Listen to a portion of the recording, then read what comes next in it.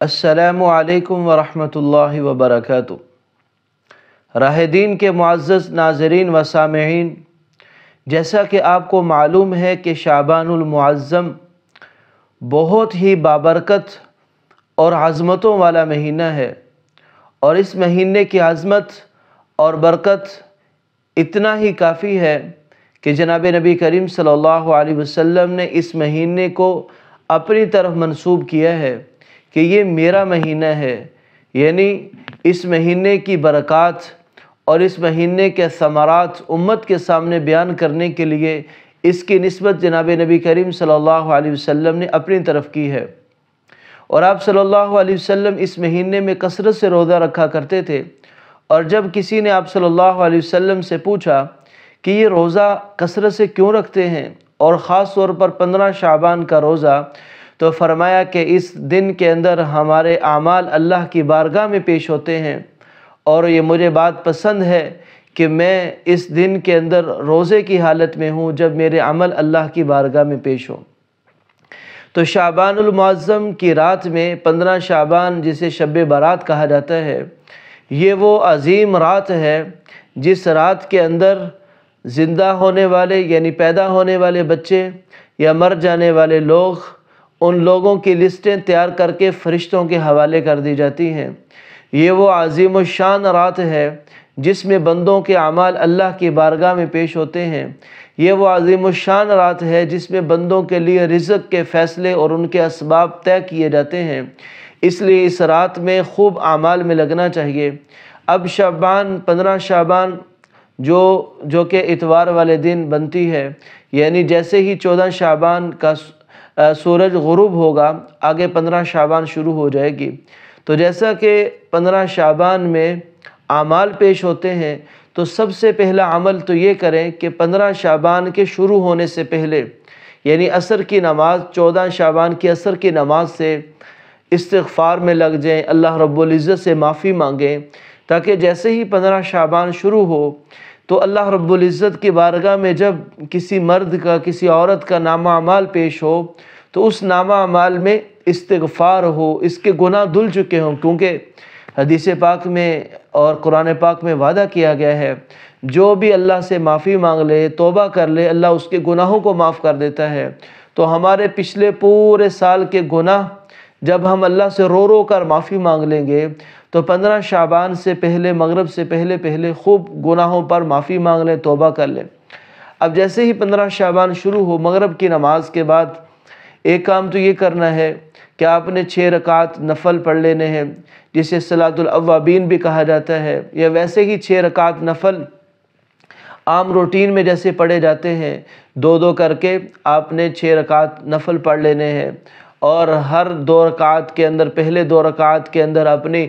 عمر میں برکت کے لیے دعا مانگ لینی ہے، دوسری 2 رکعت کے اندر عافیت کی دعا مانگ لینی ہے، تیسری 2 رکعت، آخر والی 2 رکعت کے اندر اپنے رزق میں برکت کی دعا مانگ لینی ہے، اور پھر اللہ رب العزت سے خوب دعائیں مانگ لینی ہے۔ اور مغرب کی نماز کے بعد سورۃ واقعہ کا اہتمام کرنا ہے، کیونکہ سورۃ واقعہ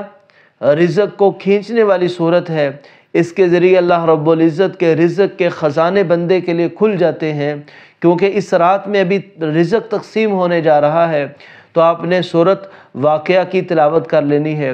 ایسے ہی عشاء کی نماز سے پہلے اور عشاء کی نماز کے بعد ہو سکے تو سورۃ الف لام میم سجدہ، سورۃ ملک کی تلاوت کر لینی ہے، کہ یہ ایسی صورتیں ہیں آدمی کو عذاب قبر سے بچانے والی صورتیں ہیں، ان کی وجہ سے آدمی قبر کے عذاب سے بچ جاتا ہے۔ اور کوشش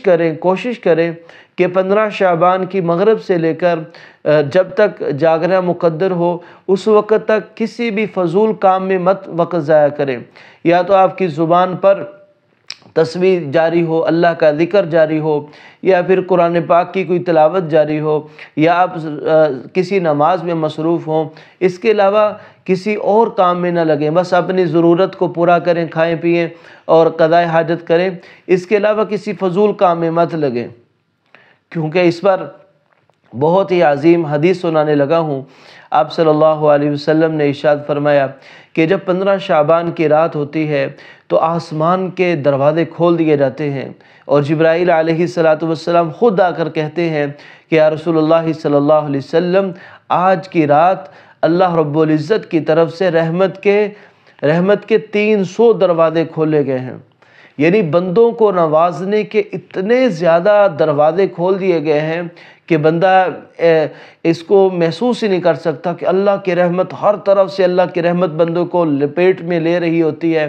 تو فرمایا کہ آسمان کے دروازے کھول دیے جاتے ہیں اور اللہ رب العزت کی طرف سے اعلان ہونا شروع ہوتا ہے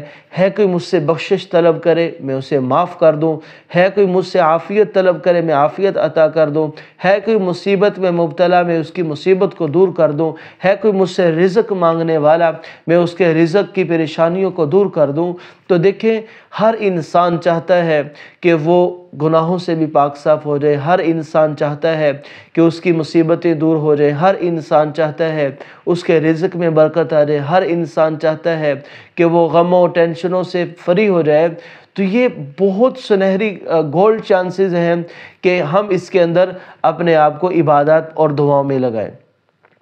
اس پر ایک حدیث یاد آ گئی، اللہ کے نبی صلی اللہ علیہ وسلم نے فرمایا کہ 15 شعبان کی آخری شب چوتھائی رات میں جب جبرائیل علیہ السلام میرے پاس آئے اور کہا کہ آپ ذرا آسمان کی طرف نظر اٹھا کر دیکھیں، تو میں نے دیکھا کہ جنت کے 8 دروازے کھلے ہوئے ہیں۔ ایک جنت کے دروازے پر فرشتہ کھڑا ہو کر اعلان کر رہا تھا کہ خوشخبری ہو اس آدمی کے لیے، اس عورت کے لیے جو رکوع کی حالت میں اللہ کی بندگی میں لگا ہوا ہے۔ دوسرے دروازے پر خوشخبری ہو، مبارک ہو اس آدمی کے لیے جو سجدے کی حالت میں اللہ کو پکار رہا ہے۔ تیسرے پر خوشخبری ہو، مبارک ہو اس آدمی عورت کے لیے جو دعا کے ذریعے اللہ رب العزت کو پکار رہا۔ چوتھے پر خوشخبری ہو اس آدمی مرد اور عورت کے لیے جو اللہ کے سامنے رو رہا ہے، معافی مانگ رہا، گناہوں پر آہو پکار کر رہا ہے۔ ایسے ہی ایک دروازے پر، 5ویں دروازے پر یہ اعلان ہو رہا تھا کہ خوشخبری ہو اس آدمی کے لیے جس آدمی نے اسلام قبول کیا، یعنی تمام مسلمانوں کے لیے خوشخبری ہو۔ ایسے کہ 6 دروازے پر یہ فرشتہ نزا کر رہا تھا کہ خوشخبری ہو اس آدمی کے لیے جو اللہ سے سوال مانگ کر رہا ہے، اللہ اس کے سوال کو سن رہا، اسے ضرور عطا کیا جائے گا۔ ایسے ہی ایک دروازے پر فرشتہ یہ صدا لگا رہا تھا کہ خوشخبری ہو اس کے لیے جو اللہ رب العزت سے اپنے گناہوں کی بخشش طلب کر رہا ہے، اللہ رب العزت اس رات میں اس کے گناہوں کو معاف فرما دیں گے۔ ایسے ہی ایک دروازے پر یہ فرشتہ اعلان کر رہا تھا کہ خوشخبری ہو اس آدمی کے لیے جو اس رات ذکر میں لگا ہوا ہے۔ تو یہ 8 دروازے جنت کے ہیں، کہیں پر سجدہ کرنے والے کے لیے، کہیں پر رکوع کرنے والے کے لیے، کہیں پر رونے والے کے لیے، کہیں پر دعا مانگنے والے کے لیے، کہیں پر ذکر کرنے والے کے لیے، کہیں پر تمام مسلمانوں کے لیے، کہیں پر سوال کرنے والے کے لیے، کہیں پر اللہ رب العزت سے بخشش طلب کرنے والے کے لیے فرشتے خوشخبریوں کے اعلان کر رہے ہیں۔ اب میں نے اور آپ نے اپنے وقت کو قیمتی بنانا ہے، ان اعمال میں سے کسی عمل میں لگ جانا ہے۔ تو جب تک اللہ توفیق دے رات کو جاگیں، ان میں سے کسی عمل میں آپ ضرور لگے رہیں، اور پھر رات کو سونے سے پہلے یا سو کر اٹھ کر تہجد کی نماز پڑھیں، 2، 4، 6، 8، 10، 12 تک جتنی اللہ توفیق دے آسانی کے ساتھ تہجد کی نماز پڑھیں، اور تہجد کی نماز میں خوب روئیں دھوئیں، اپنے لیے، اپنے والدین کے لیے، رشتہ داروں کے لیے اور اپنے عزیز و اقارب کے لیے خوب دعائیں مانگیں، عافیت کی دعائیں مانگیں۔ یعنی یہ وہ موقع ہے کہ جس میں اللہ خود کہہ رہا ہے کہ آؤ مجھ سے مانگو، آؤ مجھ سے مانگو، آؤ میرے دربار میں بہت سیل لگی ہوئی ہے۔ جیسے سیل لگتی ہے نا، تو ہر آدمی کی ڈسکاؤنٹ پر چل رہا ہوتا ہے، تو ہر آدمی کی کوشش ہوتی ہے کہ سیل سے جا کر خریدے۔ یہ اللہ رب العزت کی طرف سے سیل لگی ہوئی ہے، عافیت کی، رزق کی، سوالوں کو پورا کرنے کی، اس لیے ہر طرح کی اللہ رب العزت سے دعائیں مانگنی چاہیے۔ اور 15 شعبان کی رات کو کیونکہ آپ صلی اللہ علیہ وسلم قبرستان تشریف لے گئے تھے، اس لیے اگر ہو سکے تو قریبی کسی قبرستان میں جایا جائے رات کو، اور وہاں اہل قبرستان کے لیے استغفار کیا جائے، ان کے لیے مغفرت کی طلب کی جائے، اور اگر ہو سکے تو 15 شعبان کا روزہ رکھا جائے۔ یہ بہت ہی بابرکت اور عظمت والا روزہ ہے۔ ایک تو اس سے یہ فائدہ ہوگا کہ مستحب عمل ہے، آپ صلی اللہ علیہ وسلم نے بھی رکھا۔ دوسرا فائدہ یہ ہوگا کہ آپ نے جو پوری رات کمائی کی ہے، یعنی نیکیاں کمائی ہیں، تو آپ روزے کی حالت میں اگلا دن کریں گے تو آپ کم از کم اگلا دن گناہوں سے بچ جائیں گے۔